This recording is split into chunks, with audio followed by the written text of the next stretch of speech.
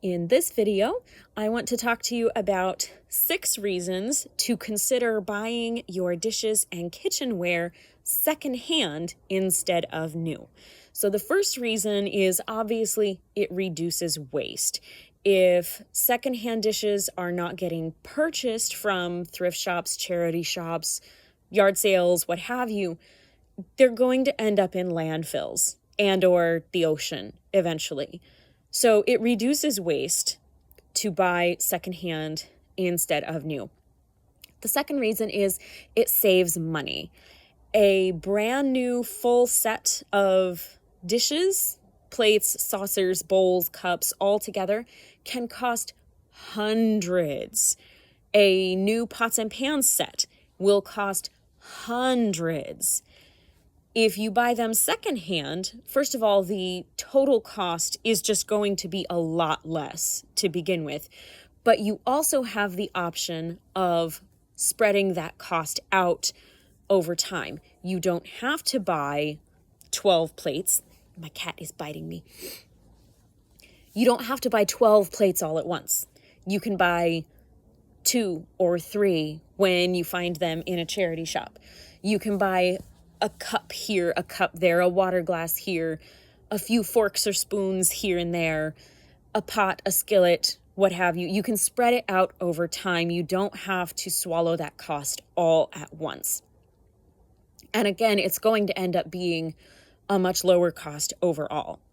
So the third reason is your purchase of secondhand dishes supports local charities, local organizations, local families even. I have some plates and dishes that I bought from a nearby family who were moving to Japan and couldn't take all of their things with them. So not only did it help me because I had just moved and left almost everything I owned behind, but they were trying to get rid of everything they owned to move. So it helped both of us. My cat is attacking me. I have a local charity shop here in town that supports a school for the blind. And there's another one that supports housing initiatives. So when I purchase dishes from them, it's going directly to local causes and local people in need. It's a much better and more ethical, in my opinion, use of your money. The fourth reason is if you are buying especially mismatched dishes secondhand, it's easier to replace when you inevitably break something. So just a couple days ago, I was washing dishes, a plate slipped out of my hand and it broke. And it's no big deal. I don't have to worry about my set being ruined. I just went to the shop and I found another plate and replaced it. My set isn't ruined because there is no set.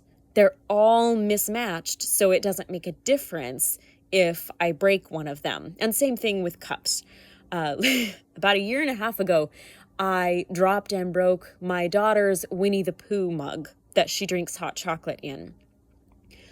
And I still have not lived it down. She still reminds me of it every so often.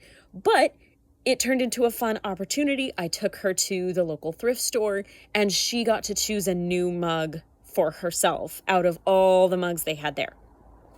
So it's not a big deal. You don't have, oh no, I have 11 plates that match and one that doesn't because I broke this one. It's not a big deal if you buy them all mismatched intentionally. So the fifth reason to buy your dishes secondhand is it removes all the pressure to keep up with styles and trends. It doesn't matter which particular tint of sad beige is trending this year because your dishes are outside of the trend. And it takes so much pressure off of you to not have to keep up with things, to just free yourself from trying to keep up with the styles and trends. I think aesthetics, I have thoughts on aesthetics, but that's for another video. I think the concept is really unhealthy for us when it's taken to the extremes we see on social media, when everything has to be perfectly coordinated and perfectly in line with a unified aesthetic. That's so much pressure that you just don't need to put on yourself. Release yourself from that and enjoy your mismatched dishes. Which brings me to my sixth reason to buy dishes secondhand is there's no pressure on you to commit to just one aesthetic, just one style. If you decide to buy a full set of brand new dishes and you go to the home goods store and there are 10 different sets, you have to commit to one and it's a full set. So these are going to be your dishes for a very long time. That's a lot of pressure. Release yourself from that pressure. Go find your mismatched dishes. Enjoy them for the weirdness and the quirkiness and the mismatchedness. I want to show you a couple of my mismatched dishes. This is my favorite plate. I love the spiral because it reminds me of Newgrange. Newgrange is my favorite place in the whole world. I love visiting it. And this plate reminds me of the artwork on the stones there at Newgrange. So that's my favorite plate. Now this one is admittedly a little bit sad beige, but it has kind of a handmade look. I'm not sure if it's handmade or not, but it kind of looks like it. And I am a complete sucker for hand-thrown pottery. This is another one. This one actually says Newgrange. Found that one in a charity shop. This one, nice gray, also has a little bit of a hand-thrown look. It isn't. It has a brand name on the back. And then I really like this one as well, just because it looks kind of rustic. These plates are not even close to matching. But when I break one, my set's not ruined. And I get to enjoy all the different styles on different days when I'm in different moods. We've all seen the memes about which mug you drink your coffee out of is important. Well, you can extend that to your dinner plates too. Which plate you eat your dinner off of is important. So I hope you found this helpful, maybe even a little bit liberating. There's no pressure to buy a full matching set of dishes, especially if you're just getting started in a kitchen of your own. Maybe you've just moved out on your own. Maybe you've just graduated or gotten married or whatever the case may be, and you're trying to furnish a whole household. Don't put pressure on yourself to have a whole set of perfectly matching dishes. Go to a thrift shop, get a plate here, a cup there, a fork and a spoon, what have you.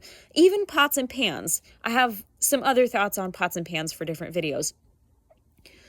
Enjoy the quirkiness and the mismatchedness. There's so many good reasons to. And I think once we can let go of feeling like everything has to match and be aesthetically unified, it's a lot more fun. And it makes dinner time a lot more fun, in my opinion. So I hope you found this helpful, and go make something delicious.